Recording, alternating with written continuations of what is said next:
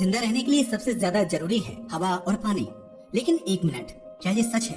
कह सकते हैं, मगर ये पूरा सच नहीं है। क्योंकि अगर जिंदगी से पैसा निकाल लिया जाए तो क्या वास्तव में कोई जिंदा रह सकता है? पैसा कितना जरूरी है, इसका अंदाजा आप इस बात से लगा सकते हो कि पैसे से खुशियां नहीं खरीदी जा सकती। कहने वाले इंसानों को एक बार गरीबी रेखा से नीचे जीवन गुजार रहे लोगों को देखना चाहिए, जो पल पल करके मरते हैं। इन शॉर्ट कहें तो आज के जमाने में बिना पैसे के जीना लगभग इम्पॉसिबल है, और यह हवा, पानी और खाने की तरह जरूरी बन चुका है। आज ये कागज का टुकड़ा नहीं बल्कि इंसान की जरूरत बन चुका है। मगर सवाल ये है कि आखिर पैसे की शुरुआत कैसे हुई और कैसे इसने हवा पानी के साथ अपनी इम्पोर्टेंस स्टेब्लिश कर ली, कैसे इसने इंसान को गुलाम बना दिया। चलिए इसे डिटेल में जानते हैं। दोस्तों, अगर आपको हमारे वीडियो पसंद आते हैं तो उन्हें लाइक जरूर कीजिएगा, जिससे हमें मोटिवेशन मिलता है। तो चलिए सबसे पहले बात करते हैं पैसे की कि आखिर दुनिया में कितना पैसा मौजूद है। दुनिया में फिलहाल 36.8 ट्रिलियन डॉलर फिजिकल मनी मौजूद है, जिसे आप महसूस कर सकते हो, छू सकते हो और देख सकते हो।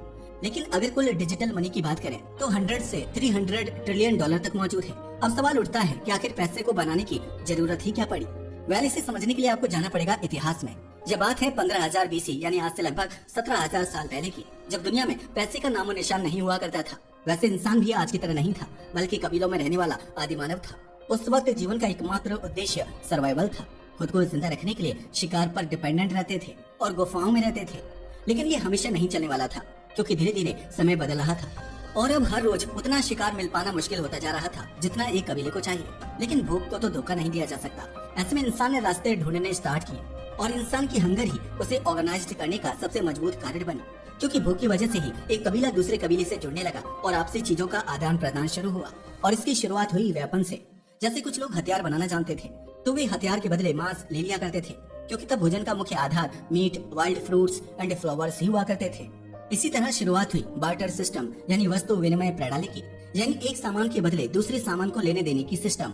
वैसे एग्जैक्टली कहाँ और किसने इसकी शुरुआत की ये तो नहीं कहा जा सकता, लेकिन ऐसा बताया जाता है कि बार्टर सिस्टम की शुरुआत मेसोपोटामिया में मौजूद ट्राइब ने की थी और साउथ वेस्ट एशिया में स्थित मेसोपोटामिया, जो आज इराक क्षेत्र में है, इसका सेंटर हुआ करता था। बार्टर सिस्टम से लोगों के जीवन में बदलाव आने लगे, क्योंकि यहीं से व्यापार की शुरुआत हुई। यही नहीं, जो लोग पहले एक दूसरे के खून के प्यासे होते थे अब व्यापार करने लगे थे।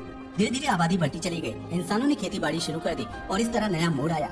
लेकिन आबादी बढ़ने के साथ दिक्कत भी बढ़ी। असल में लोगों को याद रखने में मुश्किल होने लगी कि किसने क्या दिया और किससे क्या लेना है। इस समस्या से निपटने के लिए इंसानों ने क्ले के पीसेस पर चीजें लिखनी शुरू कर दी और इस तरह से अकाउंटिंग यानी लेखांकन की शुरुआत हुई। लेकिन अभी भी बार्टर सिस्टम परफेक्ट नहीं था। इसमें एक बहुत बड़ी कमी थी और वो कमी थी सहमति की। दरअसल बार्टर सिस्टम के लिए दो लोगों की सहमति जरूरी थी और साथ ही उनके पास वह सामान होना जरूरी था जिसकी दूसरे को जरूरत हो। एग्जाम्पल के लिए, अगर आपके पास आलू है और मेरे पास प्याज, तो बार्टर तभी पॉसिबल है जब आपको प्याज की और मुझे आलू की जरूरत हो। और अगर ऐसा नहीं होता तो बार्टर सिस्टम फेल हो जाता। इसलिए धीरे धीरे बार्टर सिस्टम में मुश्किलें बढ़ने लगी। अब जरूरत थी ऐसी किसी चीज की जो सबके बीच एक जैसी वैल्यू रखे और जिसे आसानी से एक्सचेंज किया जा सके। तब सामने आया कमोडिटी मनी का कॉन्सेप्ट। कमोडिटी मनी कोई भी ऐसी वस्तु थी जिसे हर कोई वैल्यू देता था और जिसका इस्तेमाल किया जा सकता था, जैसे pads, weapons, animal skins, alcohol, salt, peacock feathers यानी मोर के पंख आदि। यहाँ तक कि कुछ समय बाद इंसानों को भी कमोडिटी मनी में गिना जाने लगा, क्योंकि इंसान अब गुलाम बनाए जाने लगे थे। लेकिन कमोडिटी मनी में भी एक समस्या थी। हर इंसान अपनी वस्तु को सामने वाले की वस्तु से ज्यादा मूल्यवान बताने लगा।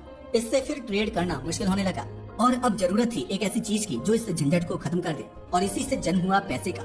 जैसा कि हम आज जानते हैं, ऐसा इसलिए ताकि चीजों की सही कीमत को तय किया जा सके। और ऐसे शुरुआत हुई मेटेलिक मनी की, क्योंकि लोगों को इसकी जरूरत थी और आवश्यकता ही आविष्कार की जननी होती है। आज से 2600 साल पहले यानी 600 BC में इसकी शुरुआत हुई। दरअसल पहली बार मेटल को मिक्स करके कॉइन्स बनाए गए, जिस पर बहुत सारे चिन्ह बने होते थे, जैसे कि शेर, बैल इत्यादि। और इन्हीं सिक्कों को दुनिया का सबसे पहला सिक्का माना जाता है, जिसे कहा जाता है लिडियन स्टेटर। अगर लिडियन स्टेटर की बात की जाए तो यह एंशिएंट विजन से पहला माना जाता है। लेकिन सिक्के बनाने की शुरुआत सबसे पहले चीन में 1000 BC में हुई थी। उस समय चीन के लोग पीतल और तांबे के सिक्के बनाया करते थे, मगर अफसोस उन्हें पहला करेंसी स्टेटस नहीं मिल पाया। लिडियन स्टेटर के बाद तो मानव दुनिया में पूरी तरह से बदलाव आ गया। ऐसे ही समय गुजरता गया और व्यापार अपनी प्रगति पर बढ़ता चला गया। हालांकि सारा व्यापार एक हद तक सही चल रहा था, पर इसमें भी एक कमी थी और वो थी इनका वजन। दरअसल इंटरनेशनल ट्रेड में इन सिक्कों का वजन बहुत ज्यादा होता था और वजन अधिक होने के कारण इन्हें ट्रांसपोर्ट करना मुश्किल हो जाता था, क्योंकि ये बहुत सारी जगह घेरते थे। इसी वजह से अब एक नई चीज की जरूरत महसूस होने लगी और वो ऐसी चीज होनी चाहिए थी जो वजन में हल्की हो और आसानी से स्टोर व अकाउंट की जा सके।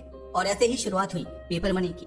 1279 में मंगोल शासक कुबलाई खान ने पेपर मनी को बनाया। हालांकि ये आज के जैसे नहीं थे, यह एक पेड़ की छाल से बनी होती थी।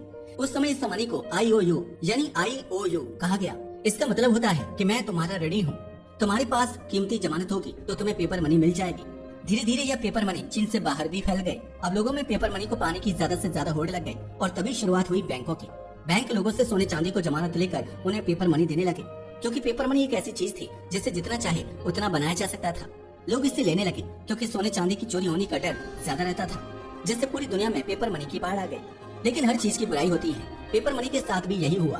पेपर मनी की अधिकता ने इन्फ्लेशन को जन्म दे दिया, जिससे महंगाई बढ़ गई। इसका अंदाजा आप इस तरह से लगा सकते हो कि जो सामान एक IOU में मिलता था वह अब उससे कहीं ज्यादा महंगा हो गया। जैसे लोगों को इस स्थिति का पता चला तो हड़कंप मच गया और उन्होंने अपने सिक्के वापस लेने के लिए बैंकों की तरफ दौड़ लगा दी। मगर अफसोस, बैंकों ने खुद को बैंकरप्ट डिक्लेयर कर दिया, जिसकी वजह से लोगों का पैसे से भरोसा उठ गया। लोगों के पास जो बचे कुछ सिक्के थे वे भी धीरे धीरे खत्म होने लगे। अब मार्केट से पैसा कम हो गया था, जिसकी वजह से लोगों को भारी कठिनाइयों का सामना करना पड़ा। ऐसे ही समय गुजरता गया। फिर आया 1816 का दौर। एक नई तरह का बैंक सामने आया और वह था ब्रिटेन में। इसी कानून के तहत एस्टेब्लिश्ड किया गया था। उस कानून के मुताबिक अब बैंक तभी नोट छाप सकते थे जब उनके पास उतनी अमाउंट में सोना हो। यह वही सिस्टम था जिसे गोल्ड स्टैंडर्ड कहा जाता है, यानी अब जितना गोल्ड होगा उतने ही पैसे छापे जाएंगे। यही नियम आज भी मोस्ट बैंकिंग सिस्टम्स फॉलो करते हैं, फिर चाहे वह अमेरिका हो या भारत।